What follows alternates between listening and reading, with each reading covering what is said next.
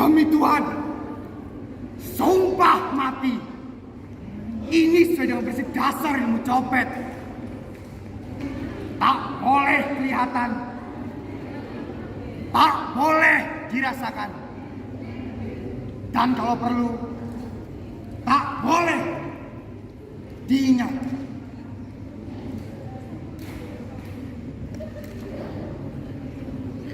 Mencopet adalah sebuah pekerjaan, bagian dari usaha hidup. Jadi yang terpenting adalah hasilnya, bukan tindakannya.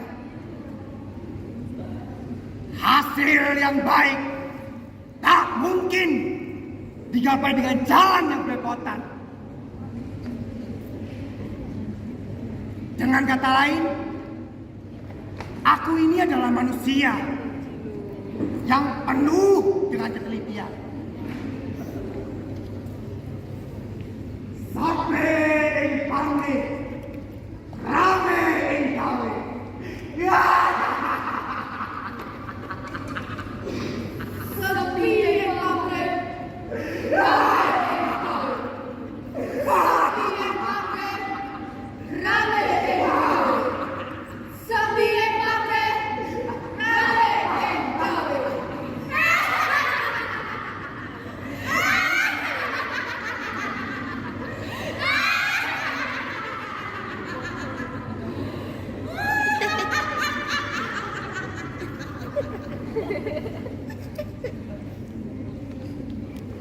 Dokter, kemarin ketika aku sampai di rumah, terjadi sebuah peristiwa yang belum pernah aku alami seperti itu. Dokter pasti terkejut. Bayangkan, bagaimana mungkin aku baru sadar bahwa aku sudah kecopetan. Bayangkan, bagaimana mungkin seorang raja copet sampai kecopetan. Ini kan gak lucu. Nah, itulah sebabnya aku kesini. Berikan aku resep agar jiwaku ini tenang lagi, dokter.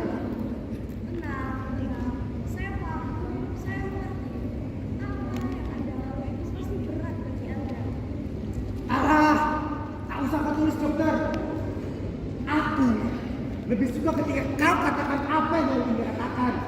Jadi, Anda ini seorang tukang copet.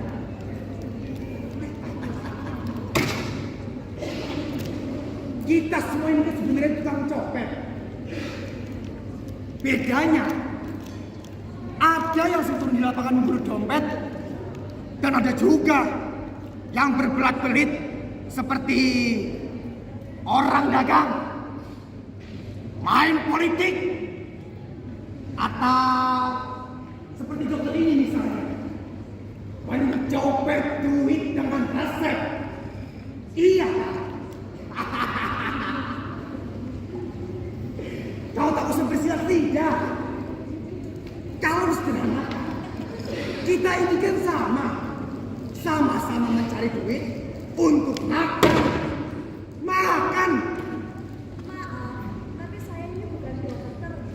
Memang. Jadi, baru saja Anda mengatakan bahwa Anda sudah kecopetan. Jadi, kau dengar apa yang bilang tadi? Tentu saya mendengarkan. Baguslah. Tapi, aku tak tahu ya. Kemarin, ketika sampai di rumah, tas yang baru aku ambil itu, isinya hilang tiba-tiba. Dan ini yang paling berat, sama sekali tak lucu. Masa ada copet-copet kecopetan? Itu kan tak masuk akal.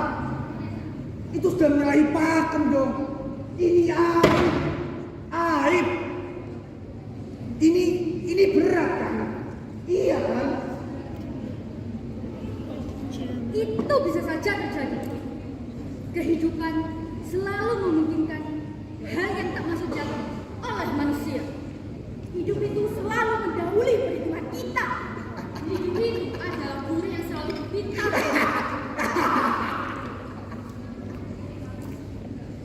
Masa begitu? Dokter, di sini kita berbeda. Coba kau lihat, benda apa itu namanya? Saya dan seluruh umat manusia di muka bumi ini pun sepakat untuk menambahkan itu lampu. Tumben kau pintar. Lagian, kalau itu lampu, tak mungkin kau sebut itu meja atau kursi. Lampu ya lampu, sekali lampu, tetap lampu. Nah, aku ini kan seorang raja copet. Sekali raja copet, maka aku adalah seorang raja copet. Tapi aku tak tahu ya. Aku merasa sekarang ini kepribadianku ini hilang, dokter. Jadi, Anda ini seorang copet. Itu kan yang aku bilang tadi. Jadi, Anda baru saja kehilangan uang yang tas baru saja Anda ambil. Begitulah. Aku merasa sekarang ini aku benar-benar putus asa. Karena aku telah kehilangan barang yang kuanggap sebagai hasil terberatku, hasil terbesarku. Sebenarnya, apa yang Anda lalui semalam? Aku jadi begini. Kemarin ketika aku turun dari lift, lalu omong-omong ada wanita cantik, aku baru sadar bahwa tas yang baru saja aku ambil itu hilang tiba-tiba. Jadi, waktu turun dari lift, Anda bertemu dengan wanita cantik dan omong-omongan. Begitulah, sudah jadi kebiasaanku. Kalau ada wanita cantik, aku pasti keingin ngobrol. Paling tidak menyerap hawa kecantikannya lah. Tadinya aku mengira ini hanya mimpi. Tapi setelah ku tampar pipiku, aku baru sadar bahwa ini adalah kenyataan.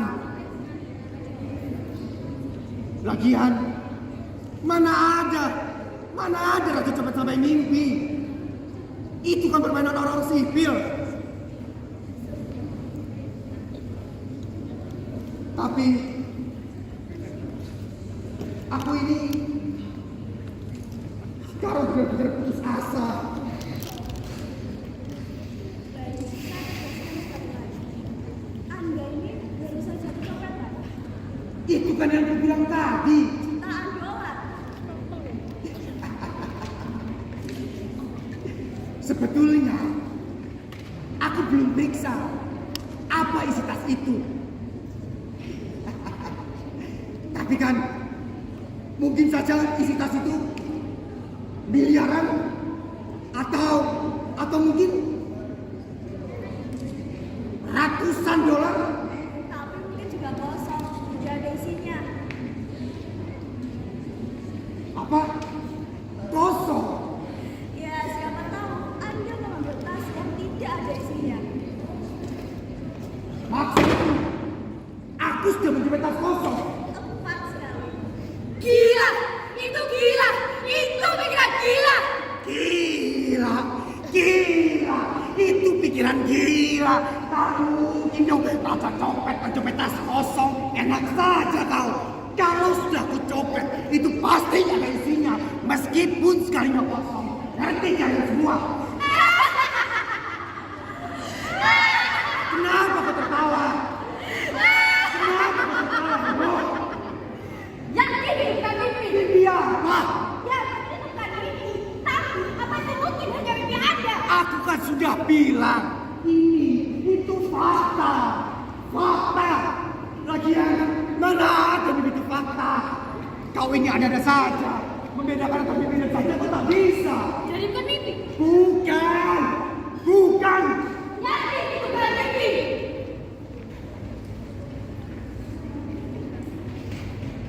Aku kan sudah bilang. Ini itu fakta. Fakta. Lagian mana ada mimpi itu fakta?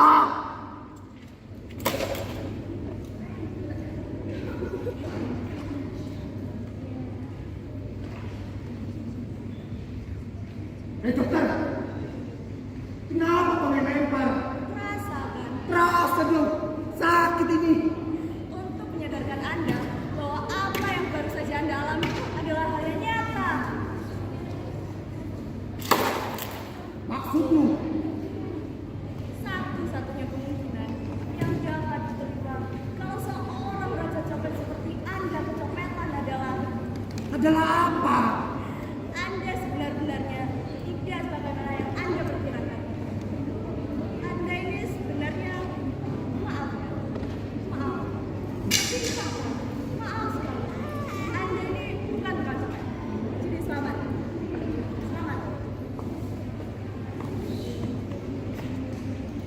Saya copet tolol itu.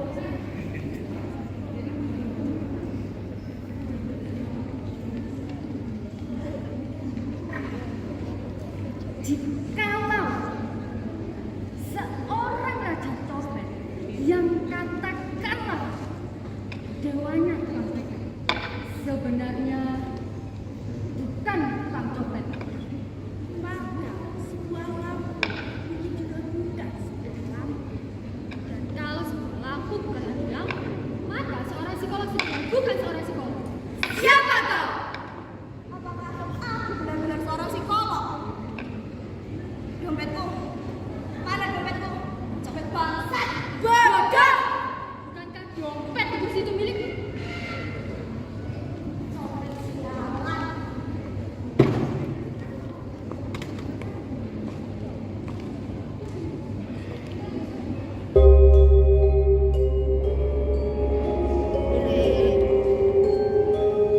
Tak boleh kelihatan.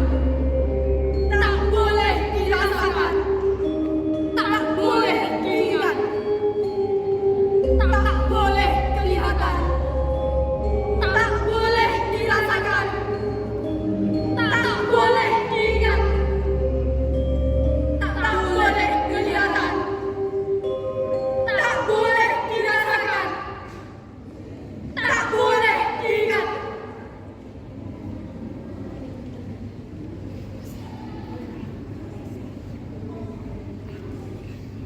Coba cerita, no. Bagaimana kau mulai ini? Apa kue melihat api, binatang besar, atau tanda-tanda sing aneh di sekitar rumah sebelum kamu sakit? Maaf mbak, saya tidak sakit. Saya hanya ingin bertanya. Loh, itu kan sama saja. Wong sing datang ke sini itu adalah wong sakit toh. Saya hanya ingin bertanya, Mbak. Saya adalah seorang psikolog, tempat di mana orang-orang bertanya. Kalau seorang psikolog perlu menanyakan tentang sesuatu, itu artinya dia tidak tepat lagi menjadi tempat untuk menasihati orang lain. Kalau seorang tukang copet bukanlah tukang copet, maka seorang psikolog bukan lagi seorang psikolog. Bukankah begitu, Mbak? Sektor. Jadi, kowe iki sakit apa tuh? Saya merasa sanksi pada diri saya sendiri. Loh, ya bagus toh. Hanya wong sehat sing bisa sanksi. Wong sakit, jangankan sanksi loh. Badannya saja, dia itu tidak enak. Jasmani saya tidak apa-apa, Mbak. Oh, hanya saya yang sakit. Wong sing sakit selalu mengatakan kalau jasmaninya sehat dan rohaninya sing sakit. Itu sama seperti wong mabuk. Dia itu tidak pernah mau mengaku. Jadi sudah berapa lama kowe iki sakit? Begini Mbak. Saya merasa diri saya tidak pantas lagi untuk dipanggil sebagai seorang psikolog karena saya sendiri merasa dalam kepribadian yang tidak mantap. Kalau bagaimana saya bisa melempengkan kepribadian orang lain kalau saya sendiri ini cacat? Saya merasa diri saya sebagai tukang copet, Mbak. Tukang copet? Iya, Mbak. Wes, kowe gak perlu khawatir. Mergo kuwi adalah hal sing wajar. Wajar bagaimana, Mbak? Loh iya toh. Kita semua itu kan sama-sama tukang copet. Termasuk aku. Kita semua itu satu keturunan tukang copet. Tapi itu bukan sakit yo. Itu tandanya sadar pada akar kita sing sesungguhnya. Wong sing sadar pada akar itu memang biasanya sakit karena dia menemukan apa yang ditemukan itu. Karena itu juga jelas beda dengan apa yang dia rasakan loh. Tapi, Mbak, saya merasa bingung dan tidak tenang. Loh, sing boleh tenang adalah uang sing wis mapan. Kuwi adalah kunci tenang. Lalu cara untuk cepat mapan bagaimana, Mbak? Kowe dadi pemimpin. Seorang pemimpin memang biasanya sadar akan beban yang ada di pundaknya. Dia merasa bahagia.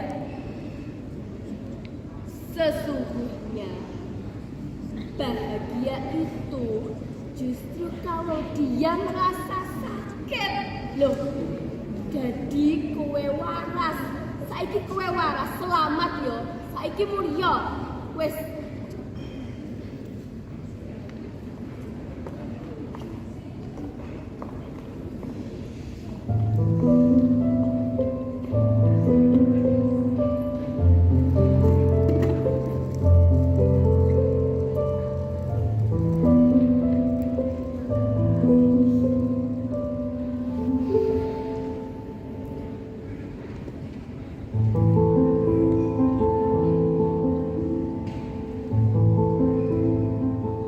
Nunggang rasa ngener ing kayu uming kadung mrampat rambut kekondewi ing rasa rasa yang jadi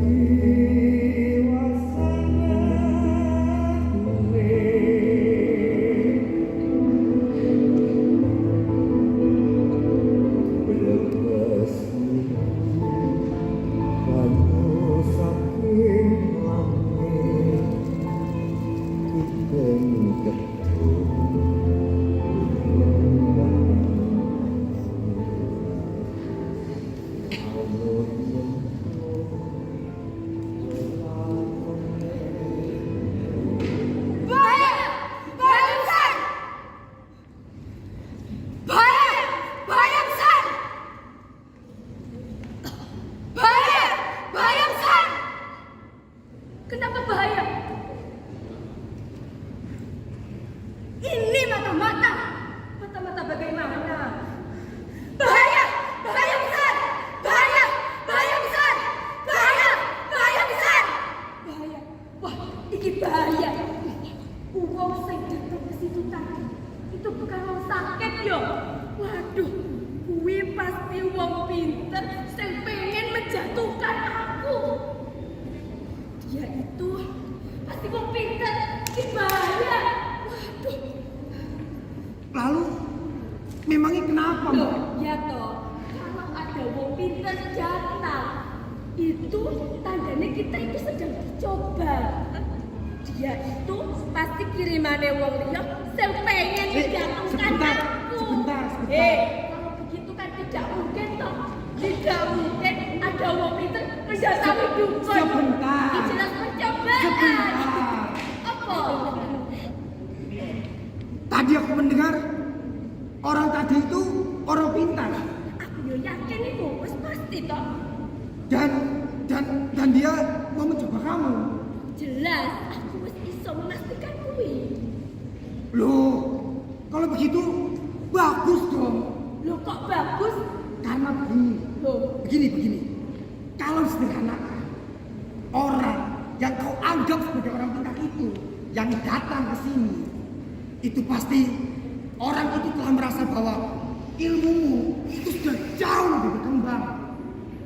Orang itu tak mungkin datang ke sini kalau ilmumu itu masih seperti dulu. Kalau dirimu itu masih bodoh seperti dulu. Sik. Iki berarti tandanya aku wis tambah sakti ya sekarang ya. Oh, itu kan yang aku bilang tadi. Yo, Ya. begini. Orang itu dasarnya hanyalah orang pintar yang hanya iri dengan kemampuanmu. Orang itu datang ke sini hanya sebatas ingin mengetahui semua rahasiamu. Betul juga itu, betul. Berarti aku iki kudu minta perlindungan sama guruku. Aku kudu minta samu dan restunya. Ini untuk menjaga-jaga saja toh, supaya aku gak sampai kebobolan.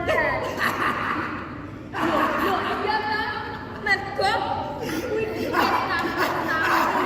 Musuhku tambah banyak. Musuhku wis banyak loh.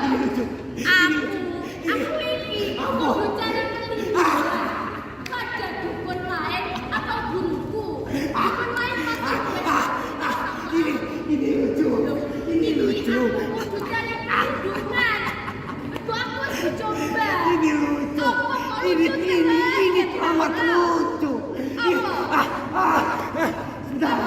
Sebentar. Kau ini kan seorang dukun. Ya. Lantas mengapa? Mengapa? Dukun kau cari dukun. Kalau dukun mau cari dukun, tak usah cari dukun. Sik, kalau dukun mau cari dukun, tak usah jadi dukun ya. Waduh, jangan-jangan aku ini bukan dukun ya. Jangan-jangan aku bukan dukun. Waduh, apa aku ini dukun? Kenapa dukun? Dukun apa ini cari dukun? Waduh, ini bahaya, ini jelas celaka ini. Waduh, ini